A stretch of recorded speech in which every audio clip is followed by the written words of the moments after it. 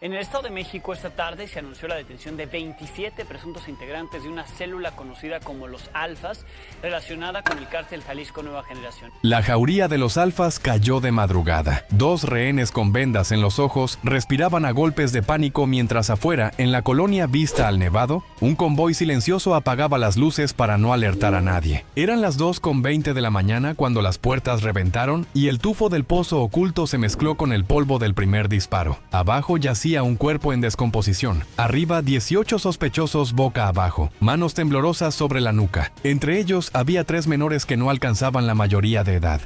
Y la pesadilla apenas comenzaba. Kilómetros más allá, en Toluca, otro golpe simultáneo dejaba a 5 sicarios sin aliento ni droga que esconder. Minutos después, una patrulla interceptaba a un sedán gris que intentaba huir. Al volante, Eduardo Alberto N., ex policía michoacano, ahora conocido como el Alfa, líder de la célula que extorsionaba, secuestraba y enterraba rivales en pozos rurales. 27 detenidos en total, una jauría completa arrancada de raíz en menos de 4 horas. Pero el verdadero escalofrío llegó con las evidencias. Chalecos con insignias falsas, libretas de cobro, armas largas y un listado de comerciantes marcados para pagar cuota o desaparecer. ¿Cómo un exagente juramentado para proteger acabó comandando adolescentes con rifles? ¿Quién lo financió para sembrar terror en pleno valle de Toluca? Y sobre todo, ¿qué pasará ahora que el perro Alfa duerme en una celda mientras la manada busca un nuevo líder? Esta es la historia de la caída de los Alfas, la célula del CJNG que convirtió el centro del país en su propio campo de caza. El operativo Relámpago, la madrugada del 6 de agosto de 2025. Un dispositivo conjunto, Secretaría de la Defensa Nacional, Guardia Nacional, Secretaría de Seguridad y Protección Ciudadana, Fiscalía Mexiquense y Policías de Toluca. Se desplegó en 2 frentes simultáneos, la capital del Estado de México y la colonia Vista al Nevado de Sinacantepec. La orden era tajante: desarticular por completo a los Alfas, célula del cártel Jalisco Nueva Generación que había convertido el Valle de Toluca en su zona de caza. A las 2:10, primera irrupción. Afuera de un inmueble en Toluca, 5 sujetos quedaron contra el pavimento con envoltorios de cristal todavía calientes en los bolsillos. El cateo reveló armas cortas y radios encriptados, pistas que confirmaban que la captura de Nélida Alejandra, pareja del líder, había sido el hilo que destapó toda la madeja. 30 minutos después, el segundo golpe estremeció Vista al Nevado. 15 adultos y 3 adolescentes fueron sorprendidos mientras custodiaban a 2 personas amarradas y con los ojos vendados. Al fondo del predio, un pozo improvisado guardaba el cuerpo en descomposición de un hombre desaparecido el 23 de julio. La escena dejó claro que la extorsión y el secuestro no eran amenazas, eran sentencias cumplidas al pie de la letra. Cuando el sol aún no despuntaba, un tercer punto cerró la pinza. Un sedán gris intentó escapar hacia la carretera Toluca-Zitácuaro. Dentro viajaban Eduardo Alberto N., alias el Alfa, y 2 lugartenientes. En su guantera, bolsitas con cocaína, un arma corta y placas falsas. El Alfa, ex agente de la Dirección de Seguridad Pública de Michoacán, ya no dio órdenes ni disparos. Solo preguntó cuánto tiempo pasaría antes de que el cártel intentara rescatarlo.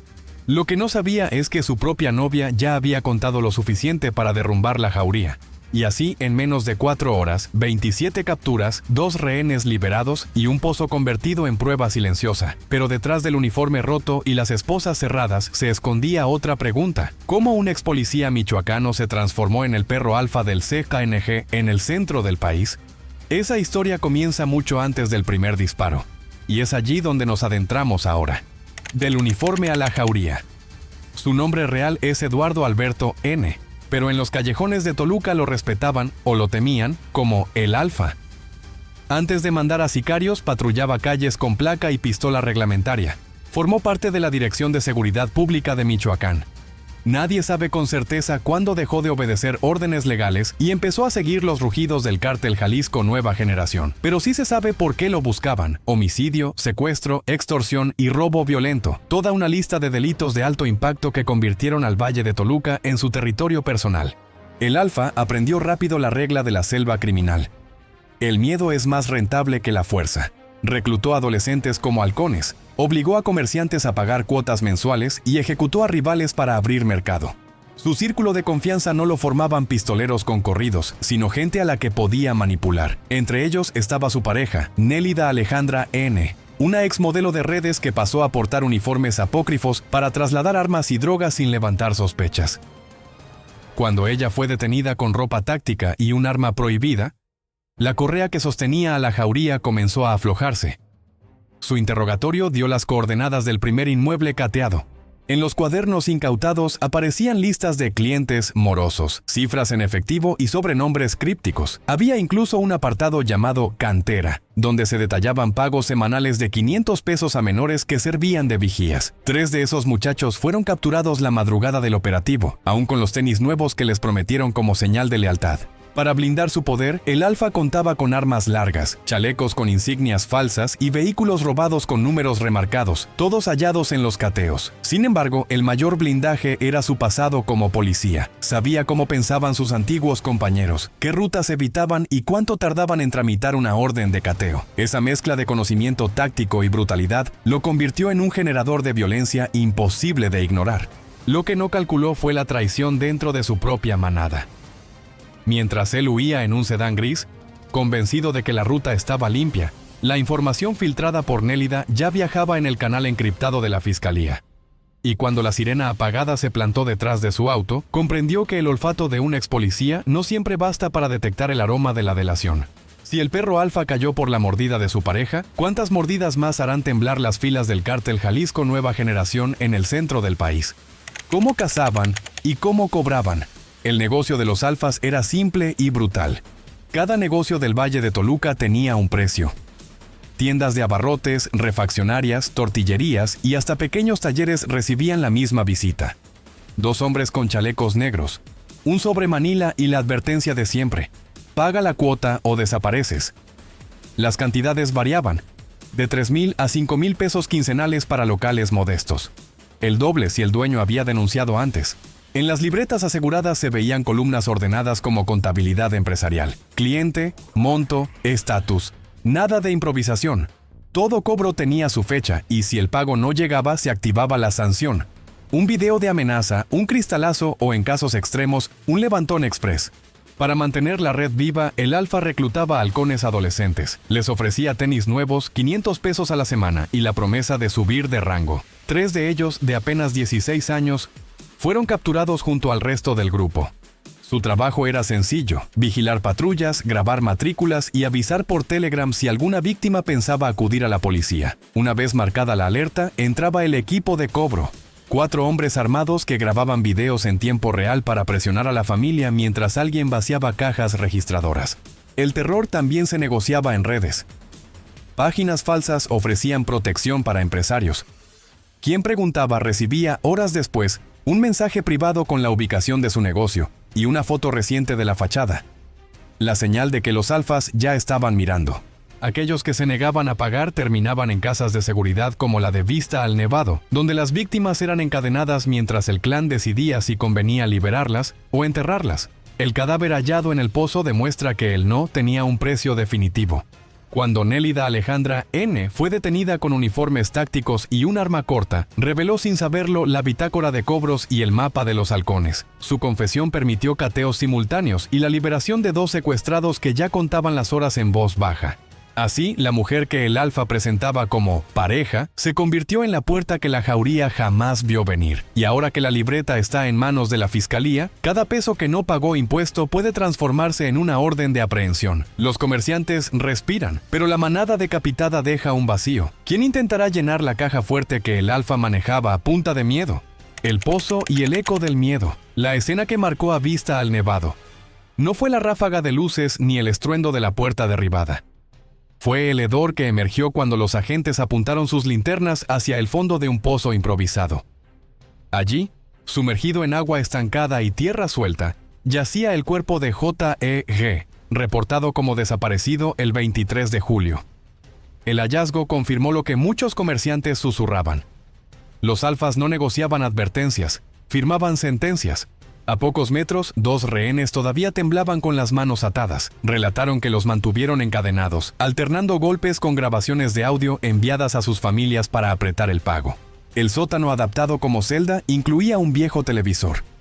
Ahí les proyectaban videos de extorsiones pasadas, una forma retorcida de mostrar que la cuota siempre se cobraba.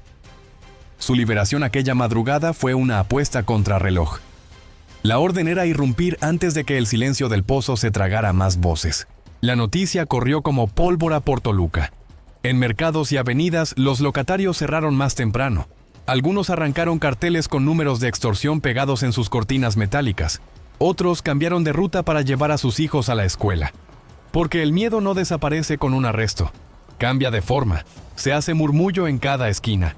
Pero lo que realmente estremeció a la comunidad fueron los rumores que siguieron. Listas de clientes pendientes y casas de seguridad aún activas. Cada negocio se preguntaba si su nombre figuraba en la libreta incautada. Y entre los halcones adolescentes capturados, más de uno aseguró que los alfas tenían otros pozos, otras fosas, otros planes. Si el pozo reveló la sentencia de un desaparecido, ¿qué secretos escondían las armas, los vehículos y los chalecos con insignias falsas asegurados aquella misma noche? La respuesta está escrita en el botín táctico y en el vacío de poder que quedó al romperse la cadena de mando. El botín táctico. Cuando la última casa fue despejada, quedaron a la vista los engranajes materiales de la jauría. Sobre una mesa improvisada, los peritos apilaron armas largas y cortas, fajos de droga empaquetada al vacío, y chalecos tácticos con insignias falsas idénticas a los de corporaciones oficiales. En el patio, 2 camionetas con placas clonadas esperaban la grúa. Sus números de serie estaban remarcados, señal de que servían para transportar víctimas o narcóticos sin dejar rastro. Todo había sido meticulosamente adaptado. Compartimentos ocultos bajo el piso, radios encriptados dentro de los asientos y estrobos azules listos para simular patrullas. El inventario también incluyó ropa táctica, grilletes, pasamontañas y una caja de uniformes donde todavía colgaban parches de policía municipal. Aquella indumentaria explicaba cómo los alfas se movían con impunidad, entrando a negocios como operativos relámpago para exigir cuotas o levantar de inmediato a quien se negara. Entre las pruebas, los agentes hallaron cintas de video etiquetadas con fechas recientes. Se presume que contenían grabaciones de extorsiones para aterrorizar a futuros deudores. Uno de los domicilios cateados había sido asegurado desde marzo por un caso de secuestro y robo de vehículo. Aún así, la célula lo siguió usando como centro de operaciones, perfectamente consciente de lo lento que avanza un expediente cuando la intimidación manda. Esta reincidencia reveló otro secreto. Los alfas confiaban más en el miedo que en la discreción. Si los vecinos escuchaban gritos, bastaba un sobre con dinero o una amenaza velada para congelar cualquier denuncia. Ahora, con cada chaleco numerado y cada arma balísticamente registrada, la Fiscalía puede reconstruir rutas de violencia que van más allá del Valle de Toluca. Pero mientras los peritos empaquetan evidencias, surge una inquietud en la esquina de cada calle. ¿Quién heredará estos juguetes de guerra? Porque el arsenal incautado demuestra poder adquisitivo y respaldo logístico, es decir, un patrón mayor que aún respira y al que no le gusta perder su inversión. Con el botín bajo resguardo y la jerarquía descabezada, el vacío de poder se expande. Comerciantes y autoridades se preguntan si el CJNG enviará un reemplazo o si la guerra por el control del cobro de piso estallará a la luz del día. Consecuencias inmediatas. Antes de que amaneciera, los 27 integrantes de los alfas ya estaban separados por edad y cargos. 19 adultos, acusados principalmente de secuestro y extorsión, fueron trasladados con chalecos antibalas al penal de Santiaguito en Almoloya de Juárez. Allí los esperaba un juez de control listo para formular imputaciones de secuestro agravado y delincuencia organizada. Mientras tanto, los 3 menores de edad capturados como halcones ingresaron al centro de internamiento Quinta del Bosque, en Sinacantepec, donde enfrentarán un proceso especial para adolescentes por participación en secuestro y narcomenudeo. La Fiscalía Mexiquense abrió nuevas carpetas para vincular al grupo con asesinatos de rivales, robo violento de vehículos y al menos una decena de extorsiones documentadas en Toluca, Metepec y Sinacantepec. Investigadores rastrean ahora huellas balísticas de las armas aseguradas y comparan ADN del cadáver hallado en el pozo con otras fichas de desaparición en la región. En los comercios del Valle de Toluca, la reacción fue ambivalente. Puertas se abrieron más tarde, cortinas bajaron más temprano y muchos dueños cambiaron sus números de contacto por temor a represalias, porque la captura del alfa no extingue la red de cobro de piso. Crea un vacío donde nuevas células podrían disputarse la renta criminal. Las autoridades reforzaron patrullajes y recordaron la línea anónima 089, pero los locatarios saben que la paz duradera depende de algo más que rondines. Requiere frenar la filtración de información desde dentro de las corporaciones. Y mientras los detenidos hacen su primera noche tras las rejas, el cártel Jalisco Nueva Generación enfrenta un dilema estratégico: sustituir al perro alfa o dejar que la jauría se desintegre sola. Cualquiera de las dos rutas implica riesgo de violencia súbita. Por eso, cada pasillo del penal y cada calle del centro de Toluca siente el mismo temblor. El sistema criminal perdió una cabeza, pero aún conserva demasiados colmillos afilados. La jauría quedó sin líder, pero la libreta incautada enumera deudores y contactos. ¿Cuánto tardará en aparecer el próximo cobrador reclamando cuentas pendientes? Preguntas que siguen abiertas. La caída de los alfas se celebró en los titulares, pero dejó al descubierto grietas que no cierran con un operativo. ¿Quién filtró información institucional para que la célula operara durante meses sin tropiezos? ¿Cuántos oficiales más, amigos, excompañeros o simples cómplices siguen cobrando sueldo público mientras protegen extorsiones privadas? Las autoridades prometen depurar corporaciones y duplicar patrullajes, pero los comerciantes del Valle de Toluca han aprendido que la confianza no vuelve con uniformes nuevos. Se construye cuando los expedientes olvidados empiezan a moverse y los cómplices con placa dejan de ser intocables. La Estrategia Nacional contra la Extorsión necesita algo más que espectaculares madrugadas. Requiere continuidad, porque cada libreta incautada enumera cuotas pendientes y teléfonos en los que nadie contesta. Pero la deuda criminal sigue viva. Si la línea 089 recibe denuncias y las carpetas avanzan, podrá romperse la cadena de silencio. Si no, otro alfa ocupará el puesto vacío. El pozo hallado en Vista al Nevado recuerda que la violencia deja huellas incluso cuando el miedo encadena la voz. Falta identificar a más desaparecidos, rastrear más casas de seguridad y, sobre todo, garantizar que las dos víctimas liberadas no vuelvan a ser cifra olvidada. Solo entonces, cuando las familias dejen de mirar por encima del hombro cada vez que escuchan una moto detenerse, podrá hablarse de victoria. Hasta entonces, el Valle de Toluca vive con un eco persistente. La jauría perdió a su líder, pero no su hambre. Y en ese silencio expectante se decidirá si la captura de los alfas fue el comienzo de una ofensiva real, o apenas un ladrillo suelto en un muro que, si no se derriba completo, se reconstruye solo. Ahora te toca a ti. ¿Crees que la captura de los alfas es el comienzo de un cambio real contra la extorsión?